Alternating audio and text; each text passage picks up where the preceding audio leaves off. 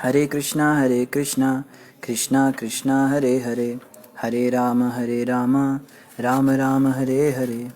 हरे कृष्णा। आप सभी भक्तों का हार्दिक स्वागत है पुरुषोत्तम मास की आखिरी दिन की इस कक्षा में। स्वागतम सुस्वागतम। तो पुरुषोत्तम मास जी आज वापस जा रहे हैं और फिर 2.5 साल के बाद ही दोबारा हम पे कृपा करने के लिए वो पधारेंगे। तो उनका बहुत बहुत धन्यवाद, हृदय से आभार और कृपा की याचना है पुरुषोत्तम मास जी हम सब पर कृपा बनाए रखें और हमें अपनी भक्ति का दान दें। तो आज हम भगवत गीता का ये 15वें अध्याय का अंतिम 2 श्लोक पढ़ेंगे, जिसके अंदर भगवान कृष्ण अपने बारे में और बता रहे हैं। जैसे कि हमने पहले भी बात की थी, जीव 2 प्रकार के होते हैं, कल हमने चर्चा किया था, च्युत तथा अच्युत। भौतिक जगत में प्रत्येक जीव च्युत क्षर होते हैं और आध्यात्मिक जगत में प्रत्येक जीव अच्युत अक्षर कहलाता है। और आज जो है अंतिम श्लोक हम पढ़ेंगे श्रीमद् भगवद गीता अध्याय 15 पुरुषोत्तम योग श्लोक संख्या 20। इति गुह्यतमं शास्त्रम् इदं मुक्तं मया नघ एतद् बुद्ध्वा बुद्धिमान् मान्यस्यात् कृतश्च भारत। अर्थात हे अनग, यह वैदिक शास्त्रों का सर्वाधिक गुप्त अंश है जिसे मैंने अब प्रकट किया है। जो कोई इसे समझता है वह बुद्धिमान हो जाएगा और उसके प्रयास पूर्ण होंगे। तो आज का जो श्लोक है इसमें भगवान कृष्ण इस विषय वस्तु को समझने का फल बता रहे हैं। इससे हमें क्या फल मिलेगा, क्या हमें कृपा मिलेगी भगवान की। भगवान कहते हैं कि ये जो शास्त्रों का गुप्त अंश है इसको मैंने बताया है, अब प्रकट किया है। यानी कि कृष्ण भगवान ने शास्त्रों का सबसे गुप्त अंश अब तक प्रकट नहीं किया था। गुप्त का मतलब क्या होता है? गुप्त का मतलब होता है सीक्रेट। सीक्रेट मतलब जो किसी को ना बताया जाए। हम कहते हैं ना टॉप सीक्रेट है, आपको मैं बता रहा हूँ, आप इस रहस्य को रहस्य रखिएगा, किसी को बताइएगा मत। तो सीक्रेट्स में भी बहुत सारे सीक्रेट होते हैं, उनमें भी सबसे टॉप सीक्रेट होता है। जैसे भगवत गीता के विषय में भगवान ने पहले ही बोला कि ये जो है ये बड़ा गुह्य ज्ञान है, ये बड़ा सीक्रेट है, ये मैं हर किसी को नहीं बताता। और इस श्लोक में तो भगवान कहते हैं यह वैदिक शास्त्रों का सर्वाधिक गुप्त अंश है। ये वाला जो पार्ट है ना, जो मैंने अभी बताया, कृष्ण भगवान कह रहे 15वें अध्याय में जो हम 1 महीने से पिछले पढ़ रहे हैं, ये तो भगवान कृष्ण कहते हैं ये तो सर्वाधिक गुप्त अंश है, ये तो सबसे ज्यादा टॉप सीक्रेट है। मतलब ये तो देवताओं को भी नहीं दिया गया था, ये ऐसी चीज है। और इसको जिसे मैंने अब प्रकट किया है, इसको मैं अभी प्रकट कर रहा हूँ। कोई कहेगा प्रभु जी आप तो बस ऐसे ही कह रहे हो सीक्रेट है सीक्रेट है, सबको तो पता लग गया भगवत गीता के अंदर भगवान ने बोल दिया। तो देखो, ये नहीं सोचना कि भगवान ने भगवत गीता में बोल दिया तो सारी दुनिया जान गई, इसको तो अभी सीक्रेट कहाँ रह गया। इसको पढ़ तो बड़े लोग लेंगे लेकिन समझेगा कौन? देखो क्या बता रहे हैं भगवान अगली लाइन में, जो कोई इसे समझता है वह बुद्धिमान हो जाएगा और उसके प्रयास पूर्ण होंगे। यानी कि इसको समझ हर कोई नहीं पाएगा। सीक्रेट का मतलब जैसे कोई गुप्त मैसेज भेजते हैं ना कई लोग, वही आर्मी वाले जैसे भेजते हैं, वो एक अपनी ही लैंग्वेज के अंदर वो चिट्ठी भेजते हैं अपने उसको, अपने सोल्जर को। तो अगर किसी आतंकवादी के हाथ में वो मैसेज लग भी जाए तो भी उसको समझ में नहीं आएगा ये क्या लिखा हुआ है, क्योंकि वो लैंग्वेज केवल सोल्जर पढ़ सकता है, इसीलिए वो सीक्रेट ही रहेगा। इसी प्रकार से भगवत गीता के अंदर जो ये बात है, जो ज्ञान अभी भगवान कृष्ण ने दिया 15वें अध्याय में, क्या ज्ञान दिया, इस पे भी थोड़ा सा आज हम सारा इसको कवर अप करेंगे। दोबारा से हम एक बार रिवाइज करेंगे भगवान ने क्या क्या बातें बताई हमको। इसको अगर कोई व्यक्ति समझ जाता है तो वह बुद्धिमान हो जाएगा और उसके प्रयास पूर्ण होंगे। अभी तो संसार में हम फंसे हुए हैं ना, खाने में, सोने में, इन सब चीज़ों में फंसे हुए हैं। तो अगर हम इस ज्ञान को, इस गुह्य रहस्य को, इसको समझ गए, इसको अगर हम समझ जाते हैं, अपने जीवन में धारण करते हैं इन बातों को, तो हम बुद्धिमान हो जाएंगे और हमारे प्रयास पूर्ण होंगे। हम सब प्रयास करते हैं ना भगवान से मिलने का, कभी तो भगवान मिलेंगे। हम रोज़ सुबह शाम जप करते हैं हरे कृष्ण कृष्ण कृष्ण हरे हरे, हरे राम राम राम हरे हरे, जाप करते हैं, 4 नियमों का पालन करते हैं और बहुत सारे अन्य विधि विधानों का पालन करते हैं। सुबह 4 बजे से पहले उठते हैं, मंगल आरती करते हैं और एकादशी का व्रत करते हैं। ये सारे के सारे जो हमारे प्रयास हैं ये पूर्ण हो जाएंगे अगर हम इस बात को समझ जाएं। तो एक बार दोबारा से हम इस अध्याय 15 को पूरा पढ़ेंगे। कृपया करके आप सभी ध्यानपूर्वक इसको सुनिए। और आज अंतिम दिन है पुरुषोत्तम मास जी का, तो उनकी कृपा से हम इसको समझने का प्रयास करेंगे। श्री भगवान ने कहा जाता है कि एक शाश्वत अश्वत्थ वृक्ष है जिसकी जड़ें तो ऊपर की ओर हैं और शाखाएं नीचे की ओर, तथा पत्तियां वैदिक स्रोत हैं। जो इस वृक्ष को जानता है वह वेदों का ज्ञाता है। इस वृक्ष की शाखाएं ऊपर तथा नीचे फैली हुई हैं और प्रकृति के 3 गुणों द्वारा पोषित हैं। इसकी टहनियाँ इंद्रिय विषय हैं। इस वृक्ष की जड़ें नीचे की ओर भी जाती हैं, जो मानव समाज के सकाम कर्मों से बंधी हुई हैं। इस वृक्ष के वास्तविक स्वरूप का अनुभव इस जगत में नहीं किया जा सकता।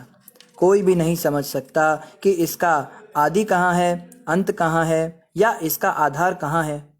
लेकिन मनुष्य को चाहिए कि इस दृढ़ मूल वाले वृक्ष को विरक्ति के शस्त्र से काट गिराए। तत्पश्चात उसे ऐसे स्थान की खोज करनी चाहिए जहाँ जाकर लौटना ना पड़े और जहाँ उस भगवान की शरण ग्रहण कर ली जाए, जिससे अनादिकाल से प्रत्येक वस्तु का सूत्रपात तथा विस्तार होता आया है। जो झूठी प्रतिष्ठा, मोह तथा कुसंगति से मुक्त है, जो शाश्वत तत्व को समझते हैं, जिन्होंने भौतिक काम को नष्ट कर दिया है, जो सुख तथा दुख के द्वंद्व से मुक्त हैं और जो मोह रहित होकर परम पुरुष के शरणागत होना जानते हैं, वे उस शाश्वत राज्य को प्राप्त होते हैं। वह मेरा परम धाम न तो सूर्य या चंद्रमा के द्वारा प्रकाशित होता है और न अग्नि या बिजली से। जो लोग वहां पहुंच जाते हैं वे इस भौतिक जगत में फिर से लौटकर नहीं आते। इस बद्ध जगत में सारे जीव मेरे शाश्वत अंश हैं। बद्ध जीवन के कारण वे छहों इंद्रियों से घोर संघर्ष कर रहे हैं, जिनमें मन भी सम्मिलित है। इस संसार में जीव अपनी देहात्म बुद्धि को एक शरीर से दूसरे शरीर में उसी तरह ले जाता है जिस तरह वायु सुगंधि को ले जाता है। इस प्रकार वह एक शरीर धारण करता है और फिर इसे त्याग कर दूसरा शरीर धारण करता है। इस प्रकार दूसरा स्थूल शरीर धारण करके जीव विशेष प्रकार का कान, आँख, जीव, नाक तथा स्पर्श इंद्रिय, त्वचा प्राप्त करता है, जो मन के चारों ओर संपूजित हैं। इस प्रकार वह इंद्रिय विषयों के एक विशिष्ट समुच्च का भोग करता है। मूर्ख न तो समझ पाते हैं कि जीव किस प्रकार अपना शरीर त्याग सकता है, ना ही वे यह समझ पाते हैं कि प्रकृति के गुणों के अधीन वह किस तरह के शरीर का भोग करता है। लेकिन जिसकी आंखें ज्ञान में प्रकाशित होती हैं, वह यह सब देख सकता है।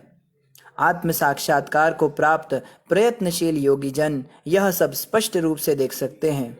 लेकिन जिनके मन विकसित नहीं हैं और जो आत्म साक्षात्कार को प्राप्त नहीं हैं, वे प्रयत्न करके भी यह नहीं देख पाते कि क्या हो रहा है। सूर्य का तेज जो सारे विश्व के अंधकार को दूर करता है, मुझसे ही निकलता है। चंद्रमा तथा अग्नि के तेज भी मुझसे उत्पन्न है। मैं प्रत्येक लोक में प्रवेश करता हूँ और मेरी शक्ति से सारे लोक अपनी कक्षा में स्थित रहते हैं। मैं चंद्रमा बनकर समस्त वनस्पतियों को जीवन रस प्रदान करता हूँ। मैं समस्त जीवों के शरीरों में पाचन अग्नि वैश्वानर हूँ और मैं श्वास प्रश्वास अर्थात प्राणवायु में रहकर 4 प्रकार के अन्नों को पचाता हूँ।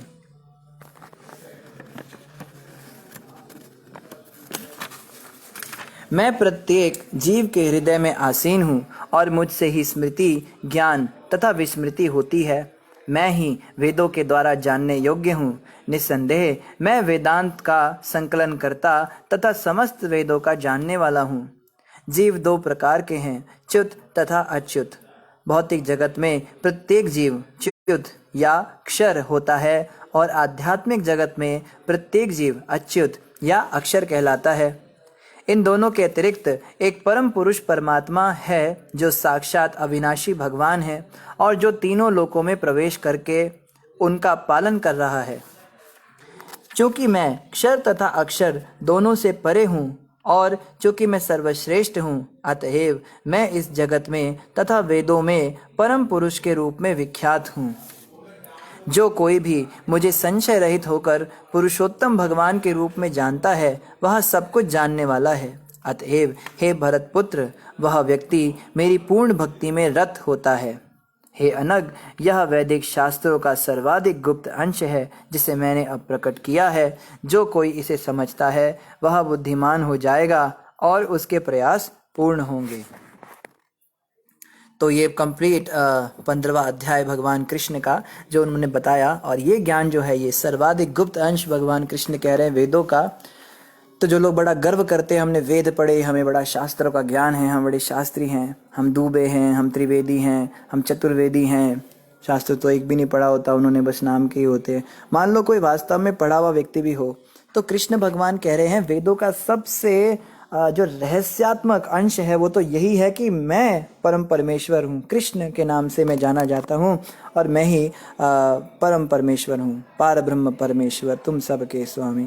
तो कृष्ण भगवान ने ये बात हर किसी के सामने ओपन नहीं की।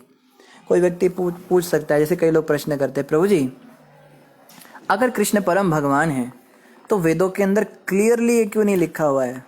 वेदों के अंदर ब्रह्म की उपासना लिखी हुई है, निराकार की उपासना लिखी है, और बहुत सारे सकाम कर्म लिखे हैं, देवी देवताओं का वर्णन आता है।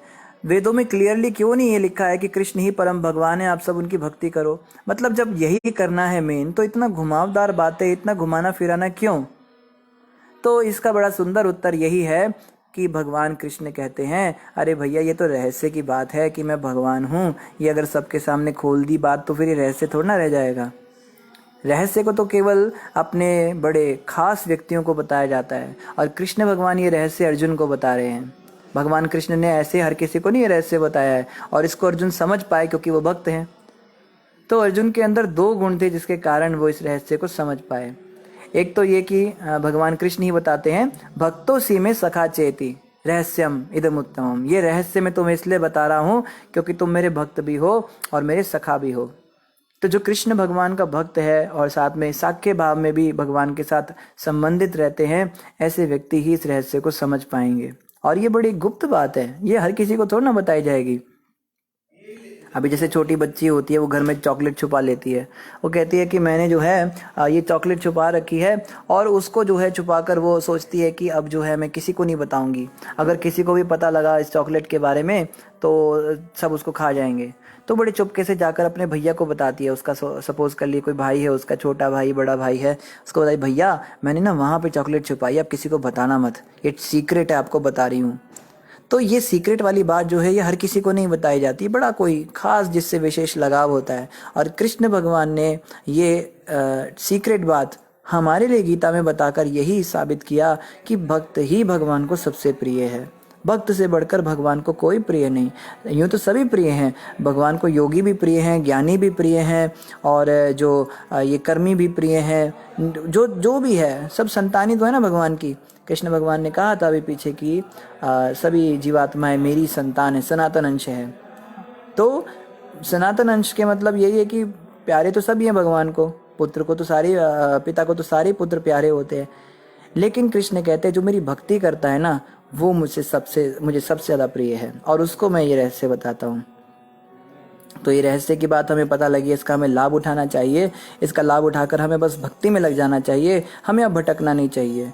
योग में, कर्म में, ध्यान में, ज्ञान में कई लोग हमें मिलेंगे, कहेंगे कि आप कहाँ इस चक्करों में पड़ गए, भक्ति वक्ति कुछ नहीं है जी, आप शास्त्र पढ़ो। कोई कहेगा आप योग करो, कोई कहेगा आप भोग करो, घर बार चलाओ, आप गृहस्थ हो, आप परिवार चलाओ, कहाँ इतना ज़्यादा पूजा पाठ में लग गए। मतलब ठीक है, पूजा पाठ भी अपनी जगह है, पर इतना ज़्यादा नहीं करना चाहिए। तो ऐसे लोग आके हमें भटकाएंगे क्योंकि उनको ये रहस्य भगवान ने नहीं बताया। तो अगर कोई स्पेशल चीज़ हमें मिली है, एक रहस्य की बात हमें पता लगी है, तो इसका हमें लाभ उठाना चाहिए ना। एक मूर्ख व्यक्ति होगा जिसको आप कोई टॉप सीक्रेट बता दो और वो उसका कोई फ़ायदा भी ना उठा पाए, तो हमें मूर्ख थोड़ा ना बनना है। कृष्ण भगवान गीता में अभी इस श्लोक में आज वाले में यही कहते हैं कि जो व्यक्ति इस रहस्य को समझ जाता है वह बुद्धिमान बन जाएगा और उसके सारे प्रयास जो हैं वो पूर्ण होंगे। तो इन्हीं शब्दों के साथ श्रीमद् भगवद गीता यथारूप की जय, पुरुषोत्तम मास की जय। आप सभी भक्तों से हम क्षमा चाहते हैं, आज एक कार्यक्रम में हम व्यस्त थे तो हमने सोचा था आज कक्षा नहीं करेंगे, लेकिन एक भक्त हैं उन्होंने स्पेशल कॉल करके हमें पिछली बार बड़ी डांट लगाई थी, कहा था आप चाहे लास्ट के 5 मिनट बचे हों, आपको लेक्चर करना है तो करना है, आपको क्लास करनी है। तो हमने कहा ठीक है, आप कह रहे हैं तो हम तो आपके दास हैं, आपकी बात माननी पड़ेगी। तो हमारे पास 20 मिनट बचे थे, 15-20 मिनट, तो प्रयास किया। ये सब गुरुदेव की, प्रभुपाद जी की कृपा से ही हो रहा है। हमें तो कोई इसकी योग्यता नहीं है कि हम ऐसा कुछ कर सकें, लेकिन उनकी कृपा से हमारी गाड़ी चल रही है। आप सभी के चरणों में भी बारंबार यही हमारी प्रार्थना है कि आप भी हम पर सभी कृपा करें। आप सब वैष्णव जन बड़े दयालु हैं, कृपा करते रहिए कि हमारे मुख से ऐसी कोई बात ना निकले जो किसी के हृदय को बुरी लग जाए, या कोई भी बात हमारे मुख से निकले, गुरुदेव निमित्त बनाए हमें, तो उससे किसी का कल्याण ही हो। और हम सबसे पहले तो हमारा खुद का ही कल्याण हो, फिर औरों का भी कल्याण हो, ऐसी आशीर्वाद की हम याचना करते हैं आप सभी से। इन्हीं शब्दों के साथ आप सभी का धन्यवाद। ग्रंथराज श्रीमद् भगवद गीता यथारूप की जय। बोलो जगत गुरु शिला प्रभुपाद की जय। गौर भक्त वृंद की जय। बोलो पुरुषोत्तम मास की जय। हरे कृष्णा।